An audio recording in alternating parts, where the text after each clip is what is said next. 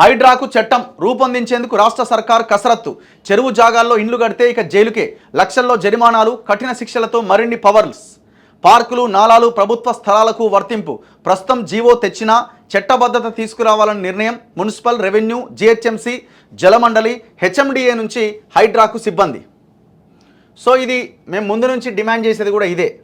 ఇమ్మీడియట్గా మీరు చేయాల్సింది ఏంటంటే చట్టం తీసుకురావాలి. చట్టం తెచ్చినప్పుడే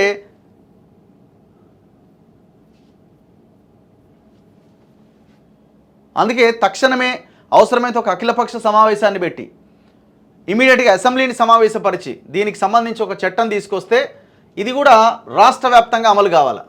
ఓన్లీ హెచ్ఎండిఏ, జిహెచ్ఎంసీ ఈ పరిధి కాకుండా ఈ హైడ్రాని మొత్తం రాష్ట్రం అంతా తీసుకురావాల్సిన అవసరం ఉంది. ఇది ఎక్కడుందో 7th పేజీ.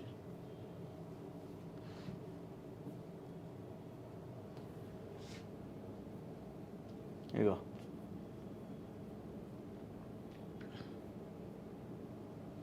హైడ్రాకు సర్వాధికారాలు ఇచ్చేందుకు రాష్ట్ర సర్కార్ కసరత్తు చేస్తున్నది. చెరువు జాగాల్లో ఇండ్లు కడితే భారీ జరిమానాలు వేయడంతో పాటు కఠిన చర్యలు తీసుకోవాలని భావిస్తున్నది. అక్రమ నిర్మాణాల కూల్చివేతలతోనే ఆగకుండా భవిష్యత్తులో ఏ ప్రభుత్వం ఉన్నా ఎఫ్టీఎల్, బఫర్ జోన్లు, నాలాలు, పార్కులు కబ్జాలు కాకుండా పక్కా ప్లాన్ చేస్తున్నది. ఇప్పటికే హైడ్రాను జీవో రూపంలో తీసుకొచ్చి అమలు చేస్తున్నప్పటికీ మరింత పవర్ఫుల్గా ఉండేందుకు చట్టం చేయాలని భావిస్తున్నది. హైడ్రాతో కొన్ని శాఖల సమన్వయం విషయంలో కూడా మార్పులు చేయాలని నిర్ణయించిన సర్కార్ ఇందుకు తగ్గట్టుగా ప్రతిపాదన సిద్ధం చేస్తున్నది. నోటీసుల దగ్గర నుంచి కూల్చివేతల వరకు పూర్తిగా హైడ్రా ఆధ్వర్యంలోనే చేసేలా మార్పులు తీసుకొస్తున్నది. దీనిపైన కూడా తాత్కాలికంగా జీవోలు తీసుకురావడమా లేదా నేరుగా హైడ్రాకు చట్టబద్ధత కల్పించడమా అనే దానిపై కసరత్తు తుది దశకు చేరుకున్నది. ఈ మేరకు అధికారులు రేవంత్ రెడ్డి ముందు 2 ప్రతిపాదనలు ఉంచారు. ఇందులో ఒకటి ఉత్తర్వుల రూపంలో హైడ్రాకు తాత్కాలికంగా అన్ని పవర్లు ఇవ్వడం, రెండోది చట్టం తీసుకురావడం. నోటీసుల దగ్గర నుంచి కూల్చివేతల వరకు ఎవరైనా కోర్టుకు వెళ్తే కూడా హైడ్రా నుంచే రెస్పాండెంట్గా ఉండేలా పూర్తి అధికారాలు ఇవ్వాలని ప్రభుత్వం నిర్ణయం తీసుకున్నది. ఇందుకు తగ్గట్టుగా ఇరిగేషన్ డిపార్ట్మెంట్,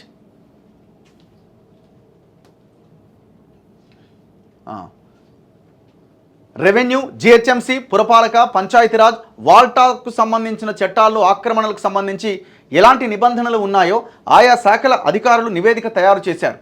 కేవలం నోటీసులు ఇచ్చి కబ్జాలు, అక్రమ నిర్మాణాలు తొలగించడమే కాకుండా భూముల పరిరక్షణ, చెరువులు, కుంటలు, పార్కులు, నాలాల రక్షణ కూడా హైడ్రానే చూడబోతున్నది.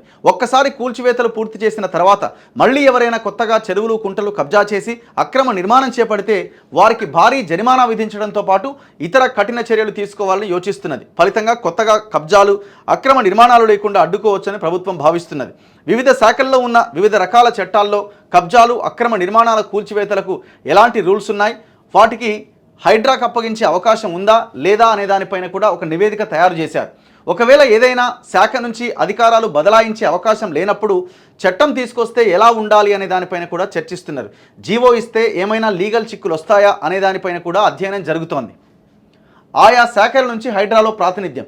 చెరువులు, కుంటలు, నాలాలు, పార్కులు, ప్రభుత్వ భూములు ఏ శాఖ పరిధిలో ఉన్నాయో ఆయా డిపార్ట్మెంట్ల నుంచి పైస్థాయి ఆఫీసర్లను హైడ్రాలోకి తీసుకురావాలని ప్రభుత్వం నిర్ణయం తీసుకుంటున్నది. దీంతో డిపార్ట్మెంట్లో ఇప్పటికే ఉన్న పరిరక్షణ చట్టాలకు తగ్గట్టుగా హైడ్రా చట్టాన్ని రూపొందించాలి అనుకుంటున్నది. దీంతో ఎక్కడా ఎలాంటి ఇబ్బంది ఉండదని భావిస్తున్నది. ఇరిగేషన్ డిపార్ట్మెంట్, రెవెన్యూ, జిహెచ్ఎంసీ, పురపాలక, పంచాయతీరాజ్ శాఖల నుంచి ఉద్యోగులను నియమించబోతున్నారు. కొత్తగా ఎలాంటి అక్రమ నిర్మాణం కట్టకుండా ఉండేందుకు అలాంటి ఆలోచన వస్తేనే భయభ్రాంతులకు గురయ్యేలా భారీ జరిమానా విధించబోతున్నట్టు తెలిసింది.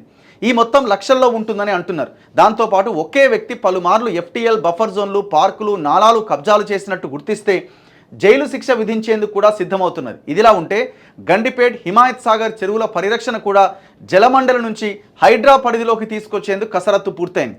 నోటీసులైనా సరే, కూల్చివేతలైనా సరే అన్నీ హైడ్రా ఆధ్వర్యంలోనే చేపట్టేలా ఏర్పాట్లు చేసింది. రాష్ట్ర హైకోర్టు జారీ చేసిన ఆదేశాలను పరిగణలోకి తీసుకుంటూ ప్రభుత్వ స్థలాలు, చెరువులు, ప్రభుత్వ ఆస్తుల పరిరక్షణ కోసం హైడ్రాకు మరిన్ని అధికారాలు, సిబ్బందిని అప్పగించేందుకు ప్రభుత్వం సర్వత్రా సిద్ధమవుతున్నది. ఇది చట్టం తీసుకురావాలి. ఆలోచన మంచిది, ఆచరణలో ముందుకెళ్లాలని మేము కోరుకుంటున్నాం. ఇది రాష్ట్రమంతా విస్తరించాల్సిందే. రాష్ట్రంలో ఉన్న అన్ని చెరువుల మీద ఎఫ్టీఎల్ని, బఫర్ జోన్ని చేసి ఎక్కడైనా కబ్జాలుంటే వాటిని రీస్టోర్ చేయాలి. పేదలు ఎవరైనా అక్కడ నిర్మాణాలు చేసుకుంటే వాళ్ళ విషయంలో ప్రభుత్వం ఆలోచించాలి. ఎందుకంటే అన్నింటినీ 100% మొత్తం ఎప్పుడో ఉన్న చెరువుని లాగా తయారు చేయడం అన్నది సాధ్యం కాదు. ఎందుకంటే పెద్ద పెద్ద ఆ బిల్డింగ్లు వచ్చేసినాయి, అమ్ముకున్నారు, అయిపోయింది, జనం ఉంటున్నారు. సో అట్లాంటి ప్లేసెస్ కాకుండా అట్లీస్ట్ కొంత శాతం వరకైనా కొత్తగా కన్స్ట్రక్షన్స్ కాకుండా ఇప్పుడు ఒకవేళ కొన్ని రియల్ ఎస్టేట్ కంపెనీలు అక్కడ పెద్ద పెద్ద టవర్లు నిర్మించి కట్టించింది అనుకోండి, వాళ్ళ దగ్గర నుంచి వసూలు చేయండి, వాళ్ళ ఆస్తులు జప్తు చేయండి. ప్రజల్ని ఖాళీ చేసేటప్పుడు వాళ్ళ ఆస్తులు జప్తు చేసి వాళ్ళకి ఇప్పించి అక్కడి నుంచి ఖాళీ చేయించే ప్రయత్నం చేయండి. సో ఈ రకంగా ముందుకు వెళ్ళాలి. అండ్ ఒకటి ఏంటంటే అనుమానం రావద్దు జనానికి, ఇది చేయట్లేదనో ఇంకోటనో. ఇప్పుడు సరే ఒకవేళ నోటీస్ ఇచ్చినా, ఇప్పుడు కోర్టు ఏమంటుంది, నోటీస్ ఇవ్వమంటుంది, నోటీస్ ఇవ్వండి, నోటీస్ ఇచ్చే కూర్చోండి దర్జాగా. ఇవ్వడం వల్ల వచ్చే ఇబ్బంది ఏముంది? కోర్టు కూడా ఒక రకంగా చెప్పాలంటే హైడ్రాకు సహకరిస్తున్నట్టుగా కనబడుతున్నది. కోర్టు కూడా ఎక్కడ మీరు ఆపండి అని ఎక్కడ చెప్పట్లే, చట్ట ప్రకారంగా ముందుకెళ్ళండి అని కోర్టు చెప్తున్నది. సో చట్ట ప్రకారంగా చూసిన వాడు కబ్జాలో ఉన్నాడు, ఎఫ్టీఎల్లో ఉన్నాడని తెలుస్తున్నది. ఇంకా అయిపోయి ఇంకా ఆలోచించాల్సిందే ఉంది. కోర్టుకు పోతే ఇంకొక వారం రోజులు లేట్ అవుతున్నది అంతే తప్ప దానివల్ల ఇదయ్యే అవకాశం లేదు. ఎప్పుడైతే పొలిటికల్గా వాడు ఇన్ఫ్లుయెన్స్ చేసి పట్టు సాధిస్తాడో అప్పుడే నష్టం ఎక్కువ జరుగుతుంది. నష్టం మీన్స్ ఆ కట్టడం కూలకుండా ఆగిపోతుంది. అదర్వైజ్ కోర్టులైనా ఇంకేదైనా చట్ట ప్రకారంగా ముందుకెళ్తే అది ఆగడానికి అవకాశం ఏమి ఉండదు.